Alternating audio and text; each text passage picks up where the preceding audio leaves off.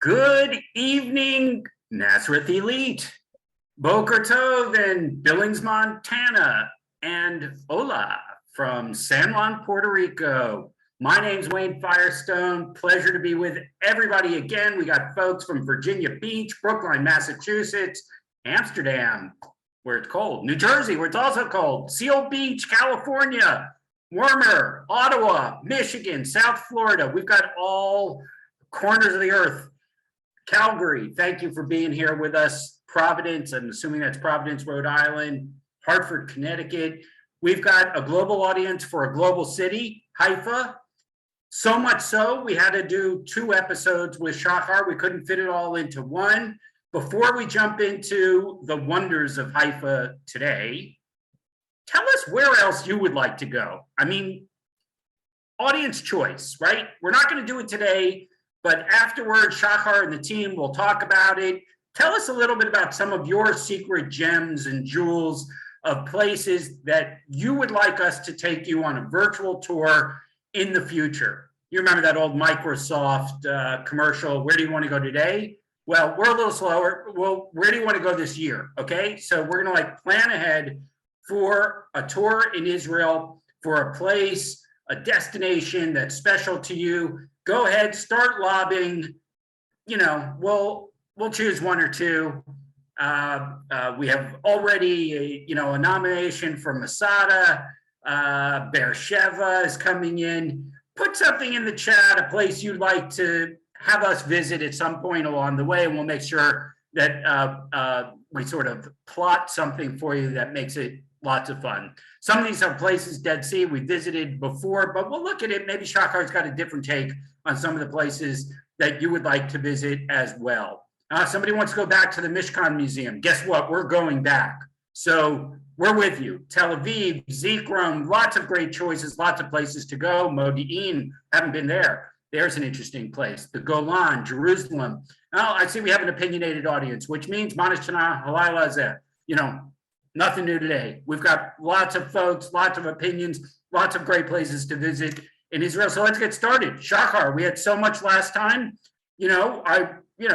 Maybe some people were concerned we didn't have enough to fill a second hour. But for those people, they better wait till the end of this performance, because we've got sights, we've got sounds, we've got smells, sort of Haifa. We've got the wildlife of Haifa, and by that I mean wildlife in Haifa. So take us away, Shahar. I know Haifa is a special place to you, and obviously it is for many people on the webinar here today. For our second time. Yeah, thank you, Wayne. Nice to be here again and in Haifa again. This time maybe I will just begin with the presentation. So I will share my screen with you, and we will begin with the port of Haifa. And here we are. The port of Haifa. So you know that it is said that Haifa is a young city of about 200 years old, but actually there are documentation of the place of which the port lies today, that it was used on the first century before Common Era, BC, to send goods and in the days of the king Yanai. Now here in this photo you can see the port, which you can call it now the old port of Haifa, because it still looks like this today, but next to it there was a new port that was built. And the port of Haifa today, it passes 30 million tons of goods every year. It's competing with Ashdod, which is the largest port of Israel by the volume of traffic and goods that are passing through it. And here you can see on the Haifa, I took this photo from the Haifa website, the Haifa port website. Today you can see live which which ship is located where in the port. So you can see here marked in light green places of ships, and if you are in the website of the Haifa port, you can press each ship and see where it is going and when, and which ship it is. On the right side of the screen, you can see the new port, which is called the Haifa Bay port, not the Haifa port, which is today owned by a Chinese company for 2 years now. And the story of the ports of Israel being sold began more than 20 years ago. And there was a problem that of traffic. Ships were waiting in line outside the ports. Sometimes strike would break, and because the unions of the workers were very strong. And basically there was a governmental authority that operated the 3 main ports of Israel, which is Haifa, Ashdod, and Eilat. Because of the power of the unions, and also being with no competition, they say that the service was sometimes the quality of the service was not good enough. There was a decision to make it privatized. Of course, it comes with the change of the last decades of Israel from being a socialist country to a more capitalist country, and with the political changes that we're passing. And now all the ports of Israel are sold. So the port that we look at now, it was just recently, about a month ago or a month and a half ago, it was sold to a company. 30% of the shares are at the hands of Israeli company, and 70% of the shares are in the hands of an Indian company, led by the 3rd richest person in the world, Gautam Adani. In their blessing for the purchase of the port, they said, now soon we will stop seeing lines of ships waiting in the entrance to the port and spending days and weeks in wait. And we feel that we close a circle. That's on the Indian perspective, that we close a circle with the Indian cavaliers that captured Haifa in their fight against the Ottomans with the British forces back in 1917.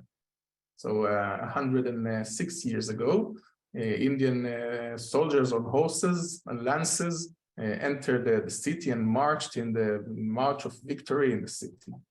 And some say, some on the Indian perspective, it's closing the circle. Here is another angle of the port. The port has also a military part of it.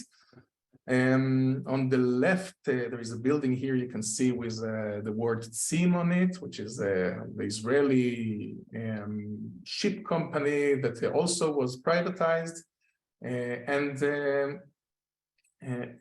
in this port also we have the cruise ships that are coming quite frequently, I may say. Tourists come from all over the world. Usually the cruise is around the Mediterranean Sea. So they may be a day before in Cyprus or Turkey or Greece, and then they wake up in Haifa, go off the ship into the buses, and from the buses, or if there's a tour guide waiting for them, they are traveling mostly to the area of the Sea of Galilee, of Nazareth, sometimes to Tel Aviv and other places, or Tzfat. And many times they spend the night in the ship, sailing south to Tel Aviv, and from there they will go to Jerusalem. And the next day, either to Egypt or Italy. And also you can go off the ship and just hop on the Israeli train that will take you to Tel Aviv or to other places as you wish. because the port is there's a train station right outside of it. Now we are from this angle we are saying goodbye to the port, and we are going into a more of a newer buildings in Haifa. On the left side, you can see the beautiful tower that is called the Sail. This is how the architect named it. He named it the Sail, and this is the governmental building of Haifa. So all the government offices are located there. It looks like it has many windows, but actually none of them opens up. So all the air inside is circulated with the air conditioning system, which is not the best ecological choice. As we will see later, a building of the Haifa market that was built 100 years ago in the Bauhaus style, but we will talk about it later. The Israelis, when they saw this building being built, they ignored the official name, the Sail, and they named it after our Israeli as a world of associations. So Israeli, how would you call this building? Let's try to guess. So we call it the missile. This is the missile. Look how it's standing there, ready to take off. Built in 2002 with 450 feet tall. It's competing to be the tallest building in the north of Israel. It's taller, it's lower, but it's taller than the Haifa University.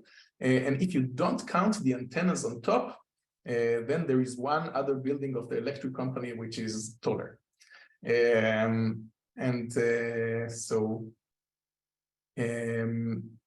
a second. No, I still want to show you something here. To the right of it, on the bottom, you can see this building from the Ottoman period that was built in 1898. This is a clock tower. And this used to be the tallest building in Haifa by 130 years ago, or a bit less, 125 years ago. It was built in the 25th anniversary for the regime of the Sultan Abdul Hamid II. It's the Ottoman Sultan. So you can see what the Sultan built 105 years ago in his own honor. He built over 500 clock towers around the Ottoman Empire. And in Israel, there were 6. One in Jerusalem that the British took off, one in Jaffa, one in Haifa, one in Tzfat, and others. So you can see the symbol of the Turkish presence, the symbol of the Turkish government here in Haifa, and next to it, and this is a real photo. Next to it, you can see the today's governmental symbol of authority. When you come to the port of Haifa, this is maybe the first thing that you will notice in the city. And about the clock tower itself, it is built on connected to an older mosque, the main mosque of Haifa, that used to be the main mosque of Haifa, called El Jreine. It was built in 1775, more or less. And no, it's called also El Jreine means the barn, because it was close to the market, and so it was called the barn, the place where everybody keeps the food. El Jreine. Now, here I want to show you an older picture of it. And if you notice here in the little window, this is a picture from 1905. It's still Ottoman period, and you can see this little symbol over here inside. Here I made it a little bigger so you can see easily. So here in this little window, you can see a Star of David, mysterious symbol to be placed above a mosque. But later it was gone. And this is a mystery that still have to be solved. Above the sail, the building of the government, you can see a large building over here. From this angle, it doesn't look very large, but this is where the grains are coming in the port of Haifa. So the port of Haifa has chemicals coming through it, grains and many other goods. And from here, this structure is built also on the side of the railroad. So the trains can of cargo can pass there and be filled with grains, and they can load 15,000 tons of grains in a day from this structure. And if you are covering more new buildings of Haifa, for those of you who haven't been here for many years, this is the new stadium of Haifa, named after Sami Ofer, that gave 15% of the budget to build it. 85% is of the budget is public funding, and this stadium can hold games with 31,000 people coming, visitors to the game. So this is one of the jewels. It's built on the side and a little bit on top of one of the archaeological sites that we mentioned last Haifa tour. And you remember we were talking about Reuven Hecht, the one that the museum is named after him, and the one that took the ancient buildings from different sites and saved them on top of Mount Carmel. So he is also the one that established this storage for grains. And one of the sites of these ancient buildings that were saved is right here. And here is the stadium from the inside. You can see the colors of green and white. Those of you who like soccer and lived in Haifa probably are familiar with these colors. And the words say, Yarok Ole, green is rising, and Maccabi Haifa, which is the favorite soccer team of Haifa. And here we are jumping from people to people, from the fans of the soccer to an organization that is called Beit HaGefen. Beit HaGefen, I see now that in the little letters on the bottom, I lost the H. So it's Beit HaGefen, of course. And these young people are part of a program, of one of many programs that Beit HaGefen runs. And these are young leaders that are passing a program of leadership, Jews and Arabs together. Beit HaGefen has different projects of art and of events and bringing people together. And you can see the beautiful building where they sit for more than 2 decades, if I remember correctly. This building is a Ottoman architecture. You can recognize it by those ventilation openings that will take the hot air out in the summer days. So the house is cooler inside. And here the miracle happens. Now behind this facade, if we look from above, you could see this artist working and painting the middle floor of the building, of the yard.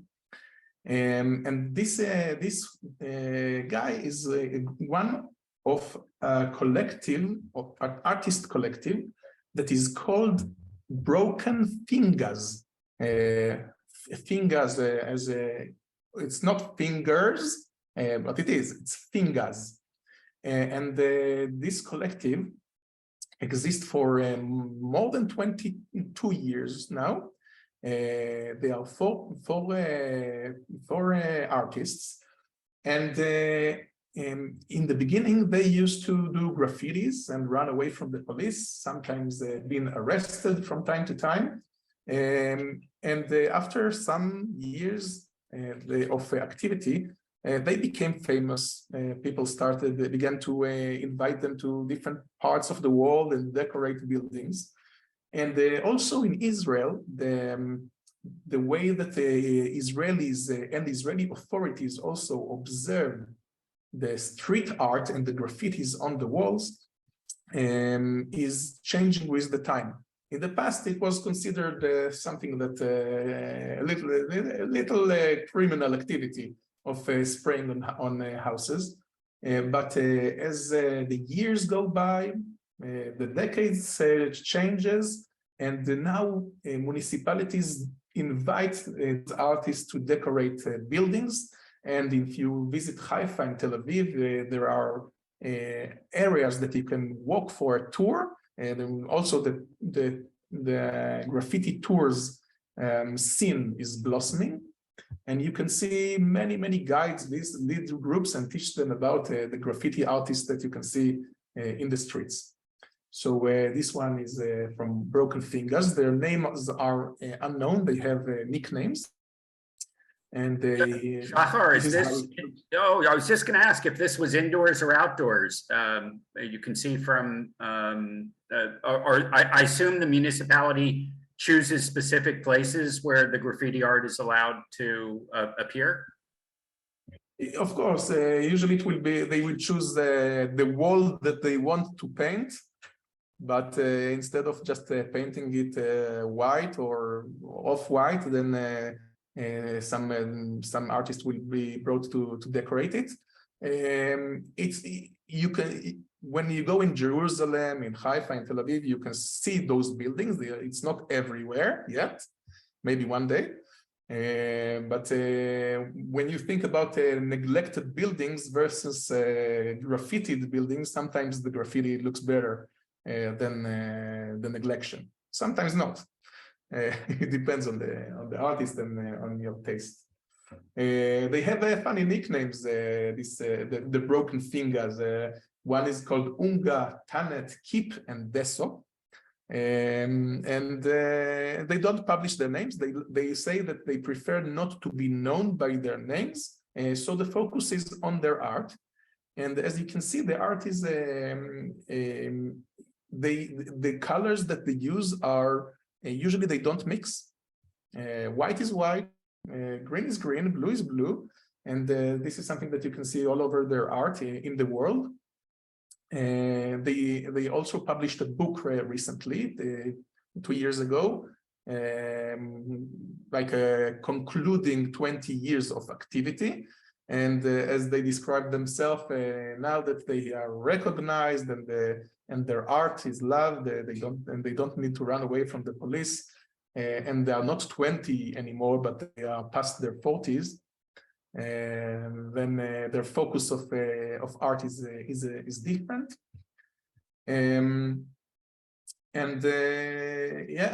I suggest you can look for them on the web. Broken Fingers with a Z in the end. So this is happening in Beit HaGeffen. And you can see other types of art that you would see on the streets of Haifa by the market. We are arriving to the market scene. All this tour until now, it's quite in the lower parts of the city. You can see other beautiful streets, projects of Beit HaGeffen, of different artists of Beit HaGeffen, spreading messages of peace. You see the white color, the dove, and the little egg. I look at this artwork, and it reminds me of the question of who was the first, the chicken or the egg? How do you call it? The egg and the right, and the chicken. Chicken. And here we are arriving to Wadi Nisnas. Wadi, probably many of you know, Wadi in Arabic means valley, and Nisnas is the name of this place. if you can imagine yourself coming to Haifa probably 100 or 150 years ago, you would probably go in the wilderness in some kind of a wadi, in a little valley on the slopes of the mountains. But now it's an urban place. And the market there is getting more and more popularity in Israel. There is a fantastic world of food tours, of many guides that lead you to taste the different foods that are served there. It's colorful. The Arabs mix with the Jews, so the ethnicity, the way the people are dressed, the stories. This is a place that you can really feel Israel mixing in front of you. And we always say that Haifa is a symbol of a coexistence where Arabs and Jews always lived comfortably together. But of course, this being said, it's not 100%. There were conflicts in Haifa in the 50s. There were conflicts in Haifa in the War of Independence. And even 2 years ago, when there were a few days of riots in Haifa on ethnical background, and I heard quite a few citizens of Haifa that told in fear about these days. That was 2021, 2 years ago. But sometimes, sometimes these riots were in 2021. These riots happened all over the country. It was a period that we were a bit concerned. We were very concerned because it was not Palestinians, it was Israeli Arabs. So this is something that also always light, the red light for us. And you can never know if the people who did the riots in Haifa were Haifa people. But we make the effort all the time to remember that we live together and we try to make the best for each other, and the coexistence will go on. And the everyday in Haifa is this. It's an everyday of coexistence, of peaceful, of even love between the people and sharing. So if we mention the body and the natural part of it, nisnas in Arabic is this animal, the Egyptian mongoose. So this is the animal that the Wadi was named after. And in the forests of Israel, you can see this Egyptian mongoose quite frequently. It's a beautiful animal. It's a predator. Maybe I can say that it's an omnivore because they also eat some vegetables. But today you will not see these animals in the valley, but you'll have to go to the forest outside. You can see here the sweets with the pistachio, with the almonds, with the peanuts, the coconut, the traditional pink coconut with lots of sugar in the Arab market. And you can see how alive it is. This picture also reminds me of the holiday of holidays. If you heard about it, every Hanukkah, every December, Haifa has the holiday of holidays where the city celebrates the Christmas and the Hanukkah together. And sometimes, because the Muslim calendar is different than our calendar, the Jewish calendar is being fixed all the time to suit the Gregorian calendar. But the Muslim calendar, which is lunar like the Jewish one, but it is not being fixed. So their holidays are going from each year they lose 11 days. So sometimes the Ramadan can be in the summer, sometimes the Ramadan can be in the spring, and sometimes it can be in the winter. So in some years you have the 3 holidays together the Christmas, the Hanukkah, and the Ramadan together. And this, if any of you were in Haifa for many, many years, this is a very old institute, the old man's falafel, named after a couple, an Arab couple that established it around 1950. It was a very small booth that made falafel, and until today it's considered one of the best falafels in Israel. It is said frequently. Of course, it's an ever-going argument, which is the best falafel or which is the best hummus, but many people love this place and visit this place also in Wadi Nisnas. And this is something that I ate there. On the right, you can see the kube, which is wheat filled with meat, and then the grape leaves filled with rice, and the tabbouleh, the green tabbouleh, and the wheat dishes. It was very tasty. It's very hard to pass through Haifa if you're in a car and not stop there. Yes, many people in the chat are sharing their memories of stops at the place that many consider the best falafel in Israel. Yeah, and so here we can see from one market to another market. This building on the bottom was built in 1940 by architect Moshe Gerstel, and Moshe, he won a competition of offering how to build the market. The place was the ground was not flat, so there was a challenge how to build it in a good way. And his design, look at this. This is 1940. Look at the round facade, which today is a popular shape to build the buildings, like the governmental building. And this building is so special because it's one of the most important buildings in the world that was built in the Bauhaus international style of architecture. I don't know if you heard about it, probably some of you did, because Tel Aviv is declared as a city, it's declared as a World Heritage Site by UNESCO because it has the largest concentration of Bauhaus building, international style building in the world.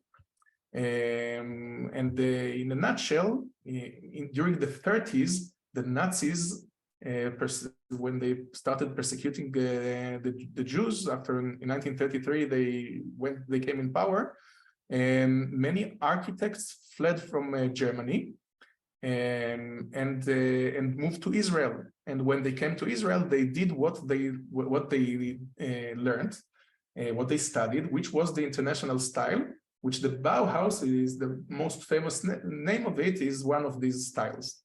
So this building is a Bauhaus and one of these schools, but it is standing for 80 years now. It was standing without being renovated, slowly being abandoned and neglected. But then a program was made, and a group of architects were hired to fix it. And I can happily tell you that this is really news. So they made a plan for it. So it will look something like that when next time you will visit it, renewed, keeping, of course, the same shape, the same structure, but enforcing it. And now I read about a month ago, they published that the water system, the fire water pipes, the electricity is done, and the first floor is almost ready for the merchants to come back. And in next time that you will visit Haifa, if you will come here in probably I hope 3 or 4 years, you will be able to go to a very modern touristic market of food and of also cafes and restaurants inside the market. Shahar, could you just briefly describe Bauhaus architecture? There's some folks in the chat that are unfamiliar with it. Oh, yes, yes, actually, it's true. Thank you. So the idea of, because it's closing a circle with the governmental building, so thank you for asking this question. The international style was bringing the idea that the building has to be humble, simple. The facade is quite usually less windows than what you see here. There are walls, there are white walls, balconies that one can stand outside and enjoy the heat of the sun in the winter. Remember that it came from Europe. And also maybe hang the washing there. And usually there is a staircase, a vertical staircase, that windows are going all along it in a long line. And the idea of the design that it will be simple to build, efficient in the space inside. They don't waste energy on how do you say it, decoration, but the decoration is the beauty of the simplicity of the building, and the light of the day, the sunlight, is entering the building in a way that you will use as least electricity as possible, and the same thing for the air coming in, the air coming out. In the winter and the summer days, everything is thought about how not to use electricity. And of course, it was built, you remember, in the 1930s, and there were no air conditions there. It was a must. And this reminds me of the governmental building, which has a lot of windows, but none of them opens, and everything, all this massive building is working on air conditioning only.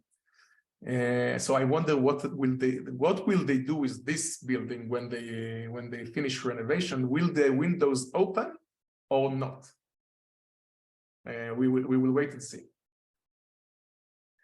And the same around this building here in the streets around the Talpiot market, the streets are still alive. The market went out of the building. By the way, another important story about this market is that it was built because in 1929 there were riots, and many Jews were attacked, and some were killed in these riots by Arabs. And they wanted to go away from downtown, from the Arab market, so the Jews will have a place of their own, a market of their own. That was 1929, and so this building was built 1940. This is a scene that you can see when you go there at night. Sometimes there are musical concerts. You can see these are pictures that I took. I saw this group of men. We call when you have this scene of a usually group of men, older groups of men sitting and talking for hours. We call it here in Israel the parliament. So here is a parliament of a Talpiot market, and spending the evening together. And next to them, you can see the people that gathered and came to see a concert. And I came this evening to this concert because my friend was playing there, and he said, maybe Shahar, maybe you come and take some photos. So I came there and I made this, and you can maybe enjoy it together. Tell me if you hear it doesn't work. Okay, we will have to, maybe we can have some help from Giovanni later to see it. All right. While you're holding off on that, maybe we'll be able to bring it up separately later when we take a Yeah. break. Yeah, so when we will come back to it, and we will see a beautiful scene of the people dancing, and we will be able also to hear the music a little bit. Opa. Okay, so we spoke about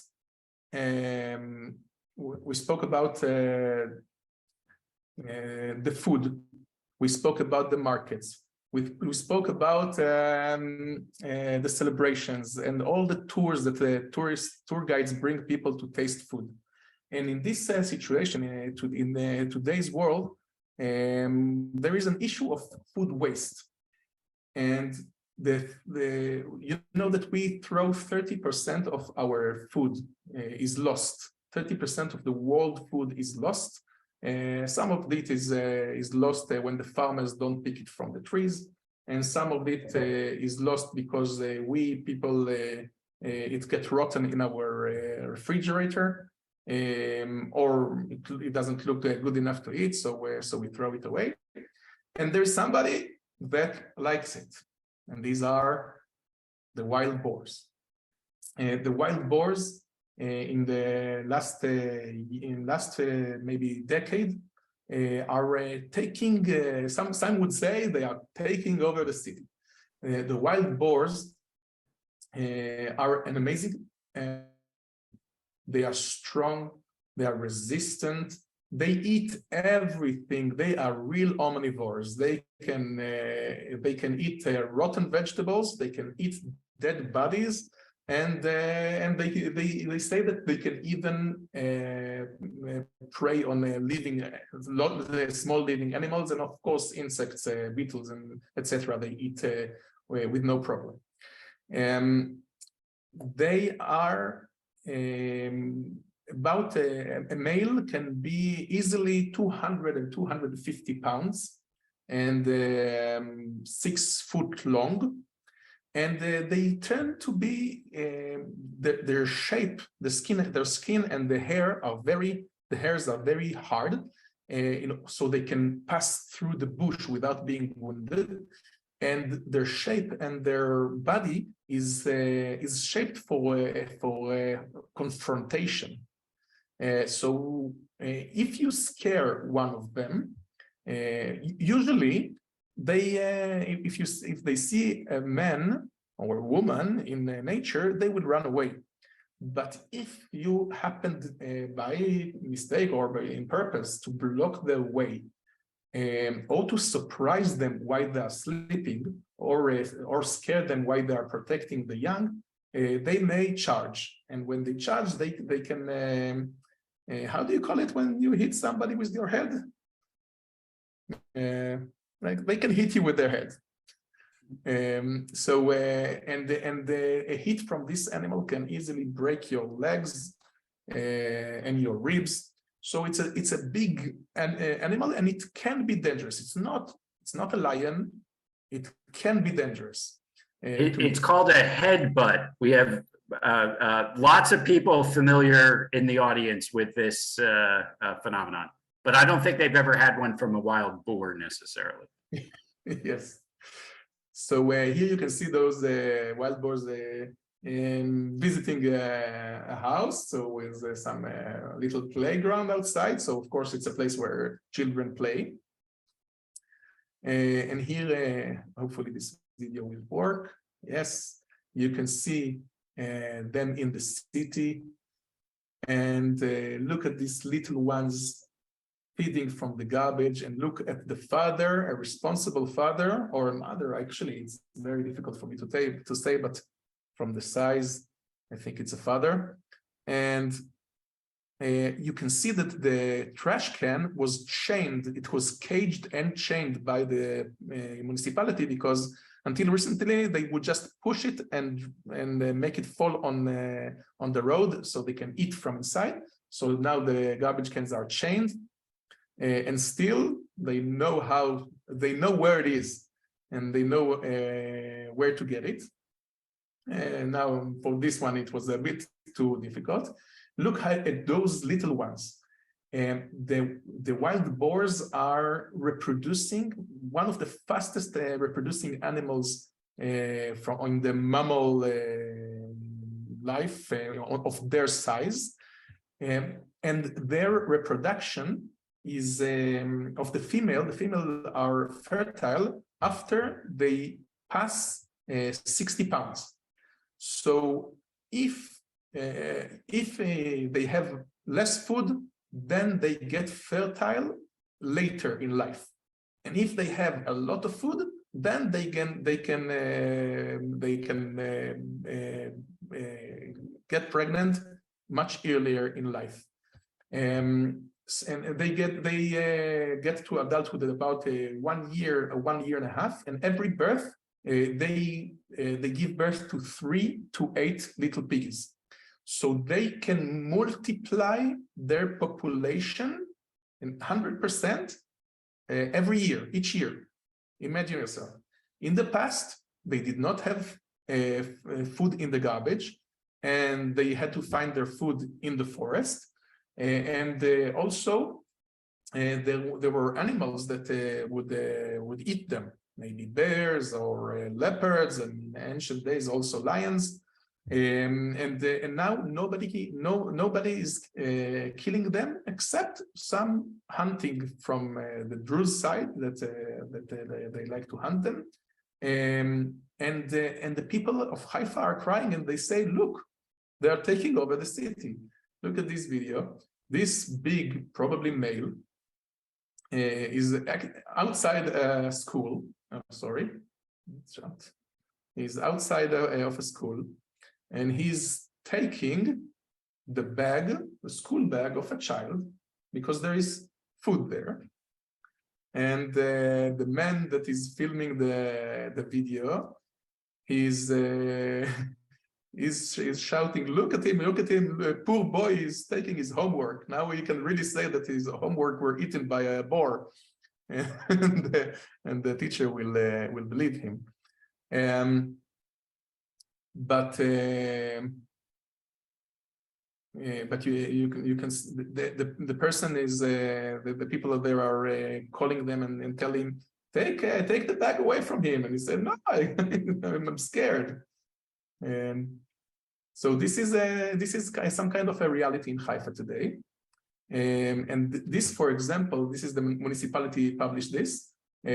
These are the wild boars that were seen in Haifa, were reported to the municipality in Haifa just in 1 month, in October 2022. And these are just the ones that were reported, because probably many of them were not reported.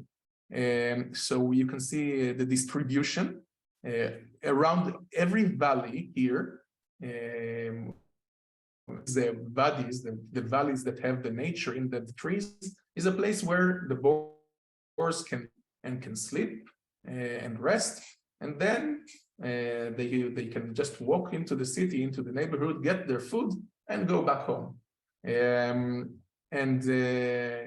This was published also by the municipality. These are fines that people got for feeding them, because some people, they don't like food waste, and they do like the boars, and they treat them a little bit like pets. So you wouldn't let him in your bed or in your house, but taking the leftovers and putting in a place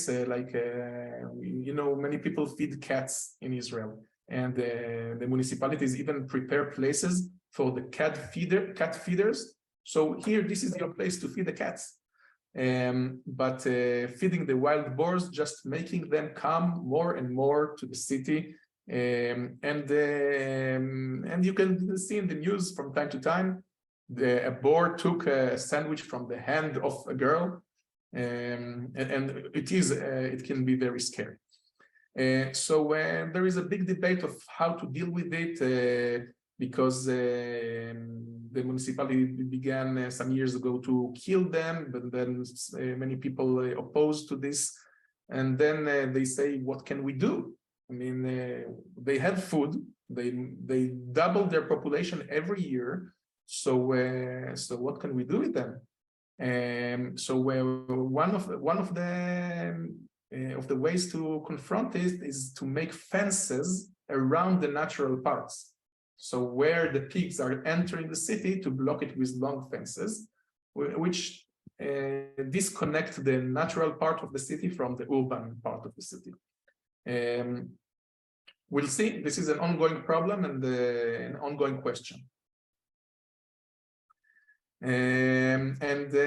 If we were talking about food waste, and that it gets to the boars, this is an example of boxes of a woman that she went to a supermarket in Haifa, and she asked them, "Excuse me, I want some green things that like cabbages that you throw away because I want to feed my hamsters or my rabbits." And they told her, the workers told her, "Go here behind the supermarket. This is where we throw everything that is not sold anymore." So she went outside. She went, and she saw the food that is thrown there, and she took a picture with the cereals, with the apples that look wonderful, even cherries and strawberries and sweet potatoes. And many times the fruits and the vegetables, if they have a bit of where the package is torn, like here in those cucumbers, the package is torn, or the cauliflower got a little bit of a dark color, then they throw it all. And some people, and it's very common in Europe, it's called the dumpster diving. People are normative people, are almost normative people. People who can go into the supermarket and buy vegetables, they go to the trash cans and save the food. So this is another one that was this picture was taken by Robin Hood. So like we had Robin Hood robbing the rich and giving the money to the poor. Robin Hood is a project that was established by Shahar Fertig and a few others. They started it, they opened a restaurant in Haifa market in 2018.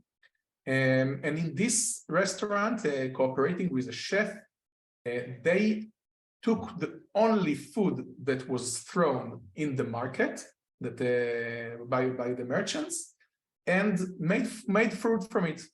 And you could and the concept of the restaurant was that you come to the restaurant, you eat only food that was already sort of in the garbage, and experience how tasty and wonderful it could be, and you pay as much as you want. So some people who don't have much money, they can pay a symbolic whatever they choose. And those who love the idea of food saving and of the generosity can many times they pay more than they would pay in another restaurant. So it balances. This restaurant worked for 2 years. And they closed it in the days of the COVID. Today, they still are working. They do events, so you can invite them to make food for your event. They make pickled food, and they have a storage in the city of Haifa where they collect the food and distribute it without cooking it, but distributing it to whoever is needing it. And we hope that the restaurant will be opened again, but who knows? So I see the time is short, and maybe just to finish this slide is we will talk about the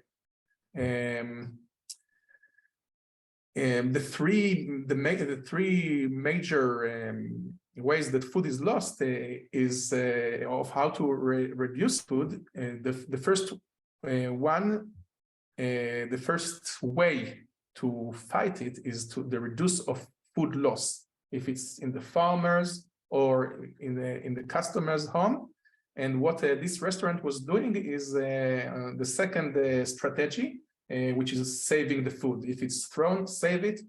And maybe we can see a few pictures of the people, the volunteers, the food that they made from the garbage.